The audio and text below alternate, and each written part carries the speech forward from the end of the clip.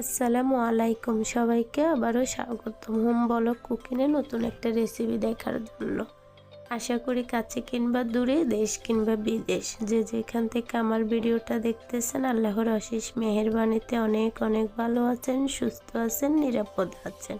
আমি আবারও চলে আসলাম আপনাদের জন্য নতুন একটা রেসিপি নিয়ে। আর আমাদের আজকের রেসিপি হলো লোভনীয় স্বাদের চিংড়ি বোনা রেসিপি।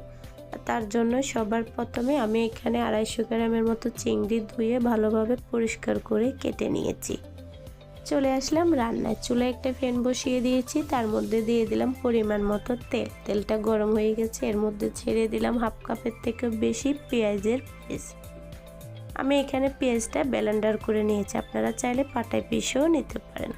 পেঁয়াজের কাঁচা গন্ধ ভাবটা ছাড়িয়ে এর মধ্যে দিয়ে দিলাম 1 চা চামচ মরিচের গুঁড়া, 1 চা চামচ হলুদের গুঁড়া, 1 চা চামচ জিরার গুঁড়ো, 1 চা চামচ ধনিয়ার গুঁড়ো, হাফ চা চামচের মতো দিয়ে দিলাম আদা রসুনের পেস্ট, লবণ স্বাদ মতো কিংবা পরিমাণ মতো।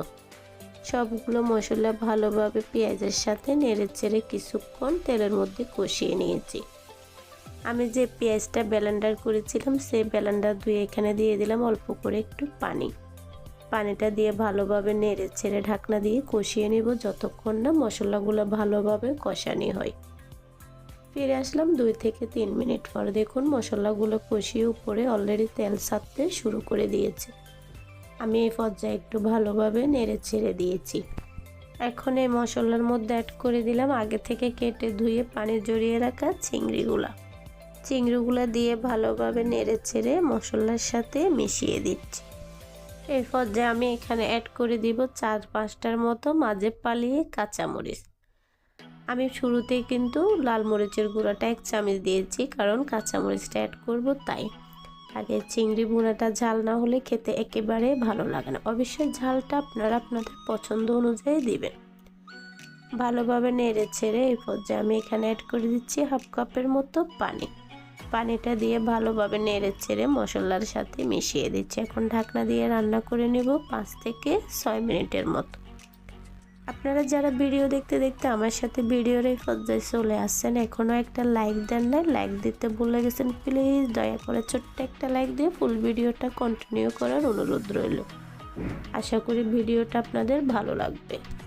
আমি ঢাকনা দিয়ে এখানে 6 থেকে 7 মিনিটের মতো রান্না করে নিয়েছি। 6 থেকে 7 মিনিট পর ফিরে এসে ঢাকনা তুলে একটু ভালোভাবে নেড়ে ছেড়ে এখানে অ্যাড করে দিলাম একটু ধনিয়া পাতা কুচি। আপনারা যদি চিংড়ি ভুনায় ধনিয়া পাতাটা খেতে না চান তাহলে স্কিপও করতে পারেন, তবে আমার মনে হয় যেহেতু এখন ধনিয়া পাতার সিজন আর এই চিংড়ি ভুনাটা ধনিয়া পাতা অ্যাড করলে ফ্লেভারটা খুব ভালো আসে, খেতে গেলে টেস্টও খুব ভালো লাগে। আমি এই পর্যায়ে গ্যাসটা অফ করে দিয়েছি। ফিরে আসলাম ঠান্ডা হওয়ার পর। দেখুন কালারটা কত সুন্দর ও লোভনীয় দেখাচ্ছে, আর খেতেও হয়েছে দুর্দান্ত। বাসায় একবার হলো এভাবে চিংড়ি ভুনা করে খেয়ে দেখবেন। আশা করি ভিডিওটা আপনাদের ভালো লেগেছে। ভিডিওটা কেমন হয়েছে অবশ্যই কমেন্ট করে জানাবেন। আজকের জন্য এটুকু। সবাই ভালো থাকবেন, সুস্থ থাকবেন, সবাই সবার জন্য দোয়া করবেন। আল্লাহ হাফেজ, আসসালামু আলাইকুম।